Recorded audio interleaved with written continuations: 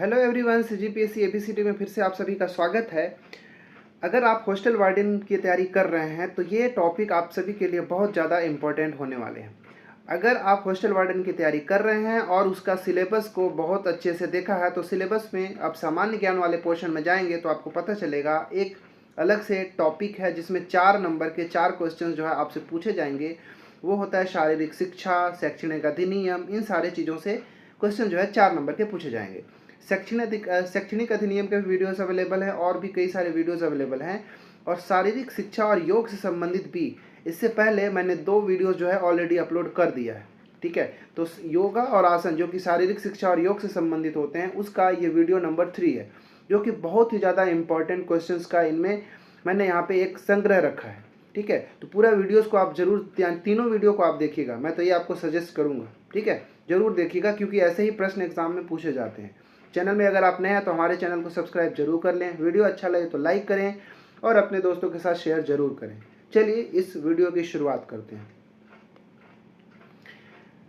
पहला क्वेश्चन है स्क्रीन पर आपके ये कि किस प्राचीन भारतीय ग्रंथ को का श्रेय श्री पतंजलि जी को जाता है, इस योग के दर्शन और अभ्यास का मूलभूत कार्य माना जाता है। ठीक है, मतलब ऐसा कौन सा चारों में से ऐसा ग्रंथ है जिसको लिखने का श्रेय किसको जाता है, श्री पतंजलि जी को जाता है।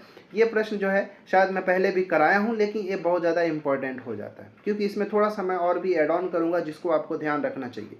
ठीक है, जो ये बुक जो है श्री पतंजलि जी के द्वारा लिखा गया है, जो कि योग दर्शन का सबसे बेसिक चीज़ माना जाता है। ठीक है, बताइए कौन सा, भगवत गीता, रामायण, मनुस्मृति या फिर योग दर्शन, कौन सा जो है श्री पतंजलि जी के द्वारा लिखा गया है।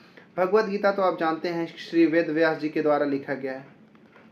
ठीक है, रामायण तो आप जानते हैं कि श्री वाल्मीकि जी के द्वारा लिखा गया है। ठीक है, और मनुस्मृति तो मनु जो है उनके द्वारा लिखा गया है। तो इसका आंसर है ऑप्शन नंबर डी, योग सूत्र। ये जो योग सूत्र है इसको ही श्री पतंजलि जी ने लिखा है। ठीक है, याद रखिएगा। ये जो पतंजलि थे इनके बारे में कुछ फैक्ट याद रख लीजिएगा। अगर आपको याद होगा तो अच्छी बात है, नहीं है तो आप याद रख लीजिएगा कि जो पतंजलि हैं ये एक पुष्यमित्र शुंग एक शासक हुए शुंग वंश के। ठीक है, पुष्यमित्र शुंग जो कि एक शुंग वंश के संस्थापक भी शायद माने जाते हैं, जो शुंग वंश के शासक हैं, इनके ही दरबारी थे। ठीक है, इनके दरबारी ही कौन थे, पतंजलि थे, और इन्होंने ही योग सूत्र को लिखा था। ये जो योग सूत्र है इसको बेसिकली 4 अध्यायों में उन्होंने बांटा है। ठीक है, कितने अध्याय में, 4 अध्याय में उन्होंने बांटा है। चारों का नाम भी अगर देखना है तो देख लेंगे। पहला जो है वह समाधि पद। ठीक है, पहला क्या है, समाधि पद, जिसमें ध्यान पर एक अध्याय लिखा गया है। ठीक है, पूरा का पूरा अध्याय जो समाधि पद है वो किस पर आश्रित है भाई, किसके ऊपर है, तो ध्यान के ऊपर है। इसके बाद दूसरे नंबर पे जाएंगे तो है साधना पद। ठीक है, दूसरा क्या है, साधना पद, जो कि पूरी तरीके से अभ्यास के ऊपर है। ठीक है, इस अध्याय में पूरा अभ्यास को बताया गया कि किस तरह से अभ्यास करना है। तीसरा है विभूति पद। विभूति पद ये जो है शक्तियों पर एक अध्याय है। ठीक है, शक्तियों के ऊपर ये पूरी तरीके से एक अध्याय। और चौथा और आखिरी जो है वो है कैवल्य पद। कैवल्य पद, जिसमें मुक्ति पर, मोक्ष पर कह लीजिए आश्रित एक पूरी की पूरे अध्याय है। तो ये अब चारों अध्याय का नाम भी याद रखिएगा, एग्जाम में कई बार से यहाँ से पूछे जाते हैं। चलिए क्वेश्चन नंबर 2।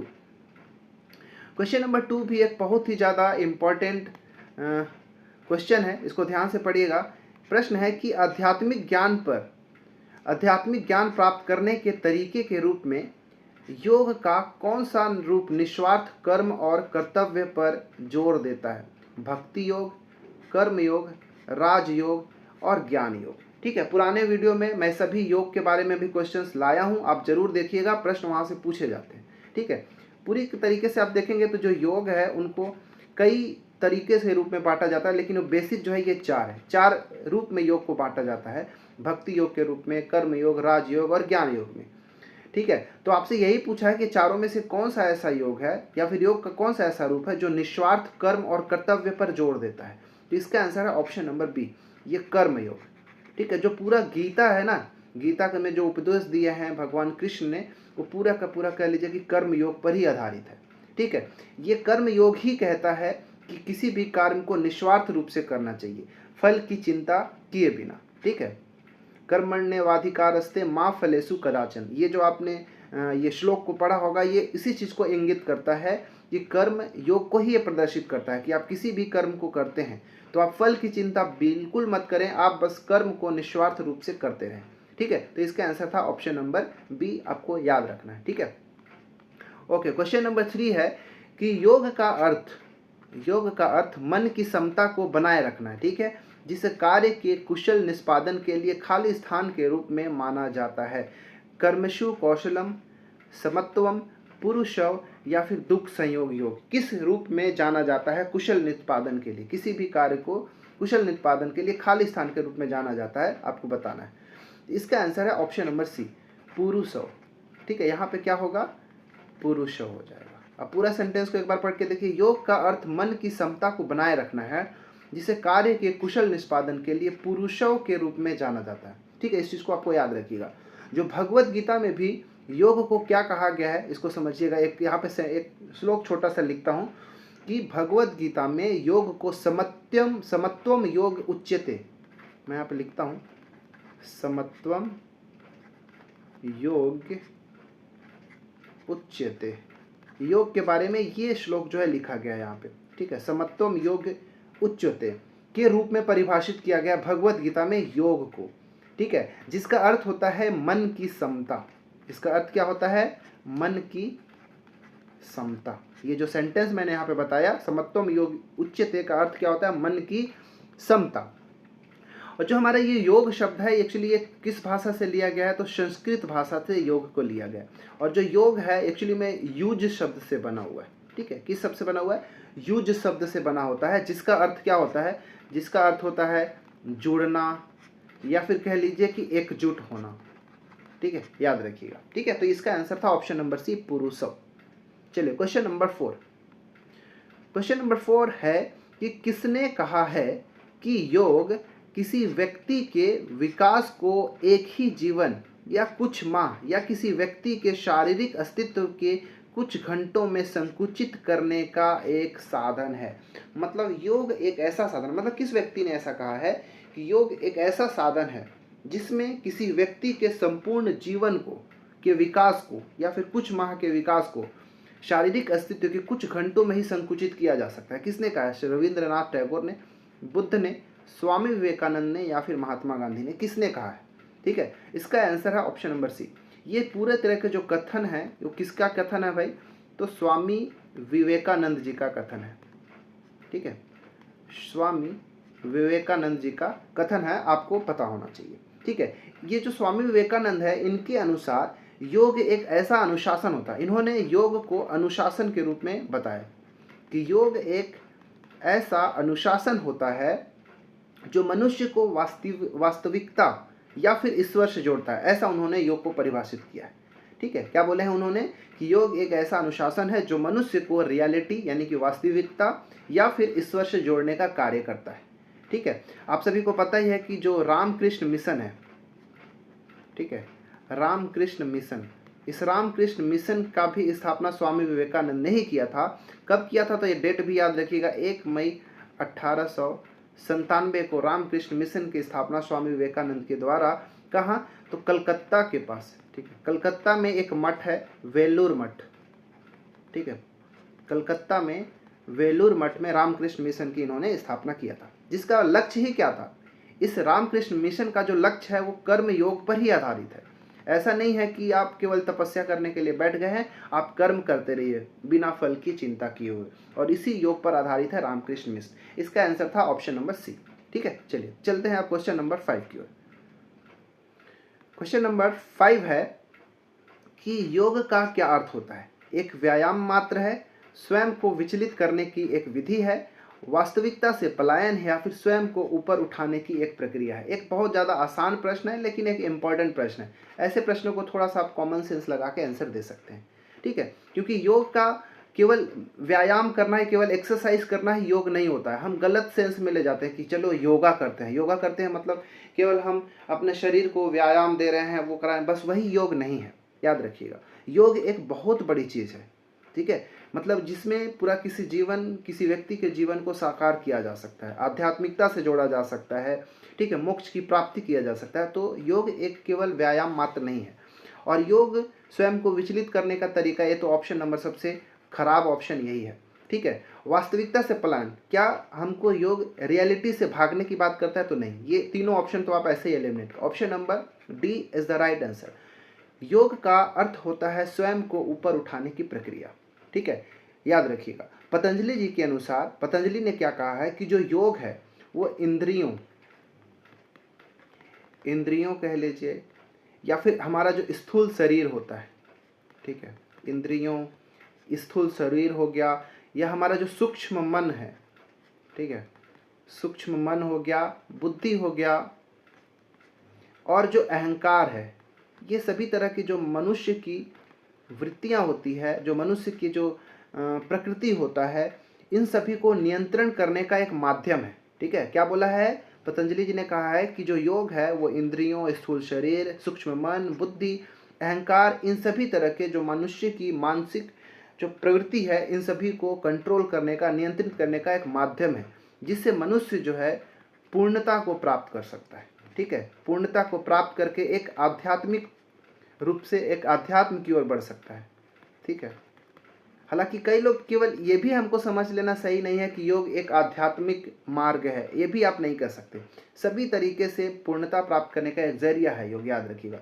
स्वयं को ऊपर उठाने की एक प्रक्रिया है। ऑप्शन नंबर डी बिल्कुल राइट आंसर है, ठीक है। चलिए क्वेश्चन नंबर 6, छठवां प्रश्न है कि जो धनुरासन होता है उसके क्या क्या फायदे होते हैं? यह गले को नई ऊर्जा देता है, यह ट्यूमर को ठीक करता है, इससे पेट की परेशानी दूर हो सकती है।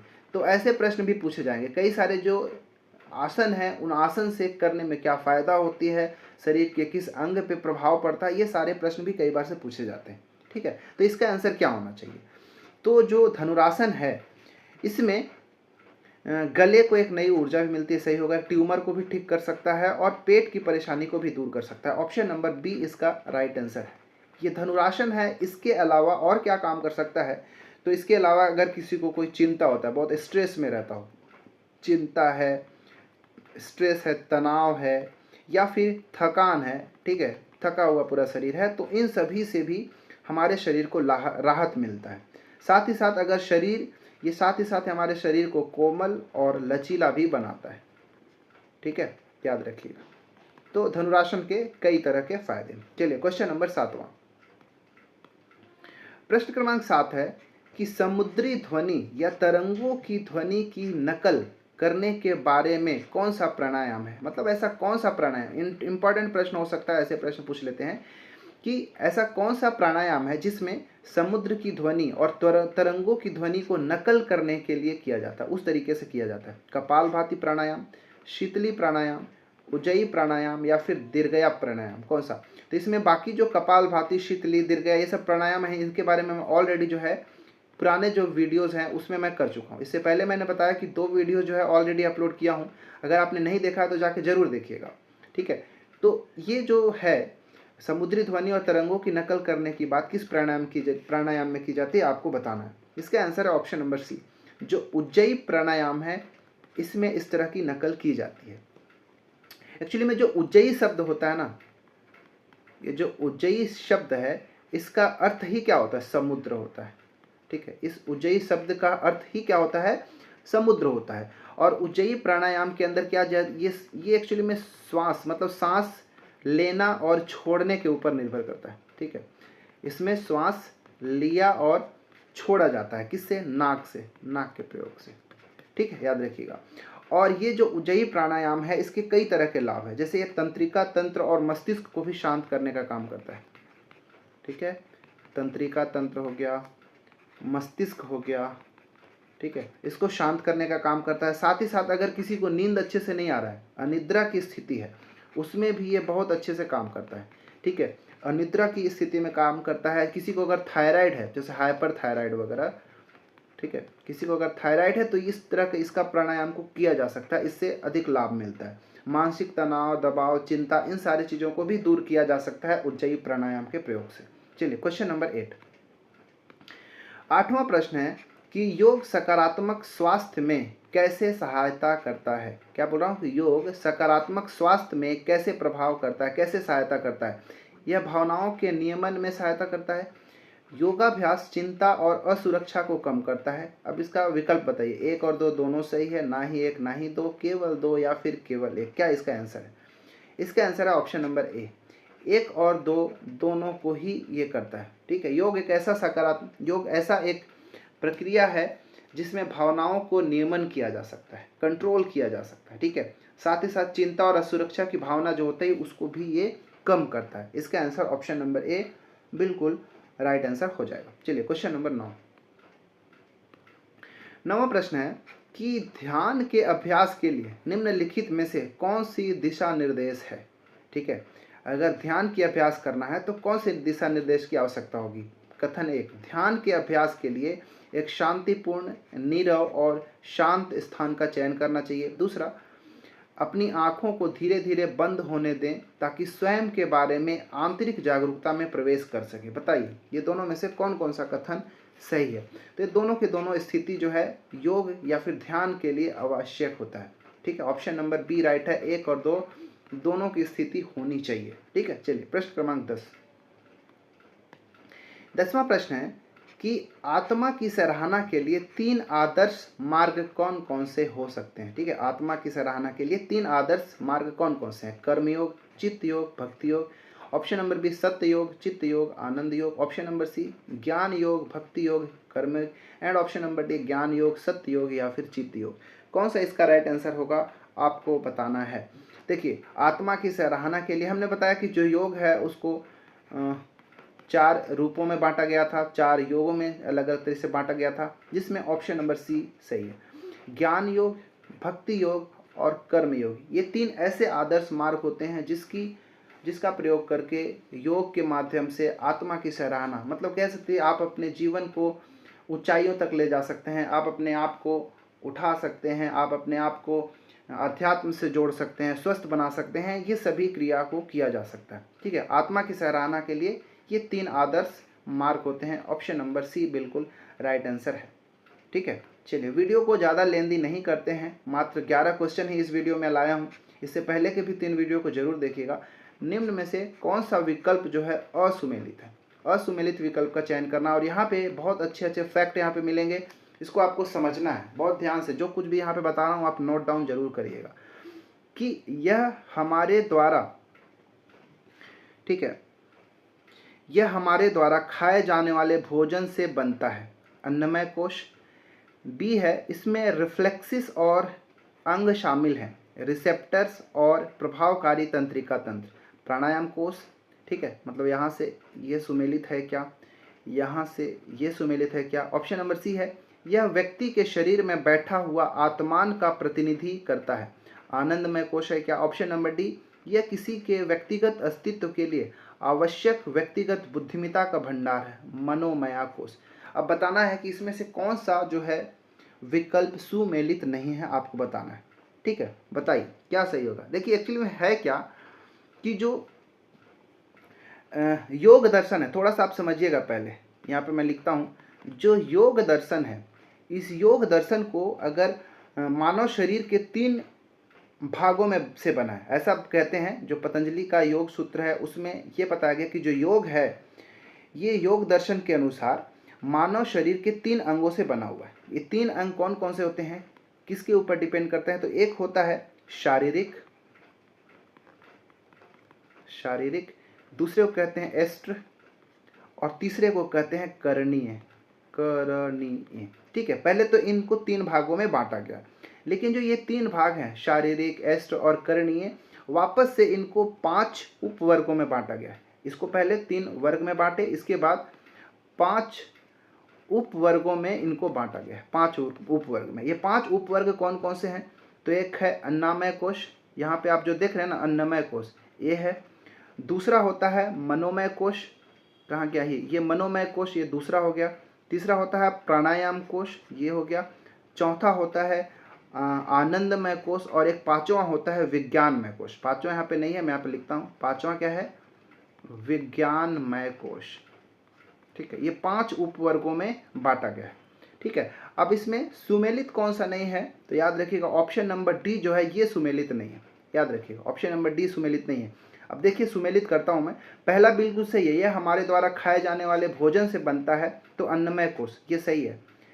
दूसरा है इसमें रिफ्लेक्सिस और अंग शामिल हैं जिसमें रिसेप्टर और प्रभावकारी तंत्रिका तंत्र होता है, ये प्राणमय कोश होता है, ये भी सही है।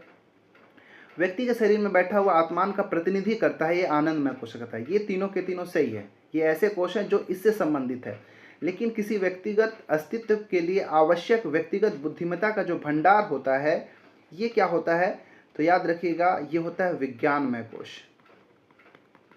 ठीक है, क्या होता है ये, विज्ञानमय कोश। तो मनोमय कोश की जगह ये वाला क्या होना चाहिए, विज्ञानमय कोश होना चाहिए था। ठीक है, और मनोमय कोश क्या है, तो यह एक ऐसा स्थान होता है जहाँ पर इच्छाएं और उद्देश्य रहते हैं।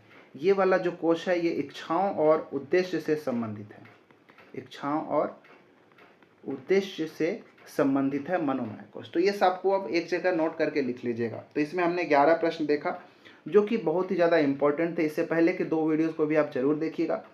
ठीक है, अगर वीडियो अच्छा लगा तो लाइक कर लीजिएगा, सब्सक्राइब कर लें अगर आप हमारे चैनल में पहली बार आए हैं तो। अगर आप हॉस्टल वार्डन या फिर किसी भी एग्ज़ाम की तैयारी कर रहे हो तो आप हमारे चैनल को ज़रूर सब्सक्राइब कर लीजिए, उसका हम अपडेट भी देते रहते हैं, साथ साथ वीडियोज़ भी आपको देखने को मिलता है। तो चलिए कमेंट करके ज़रूर बताइएगा कि वीडियो कैसा लगा। मिलते हैं किसी और वीडियो में, इसमें इतना ही, धन्यवाद।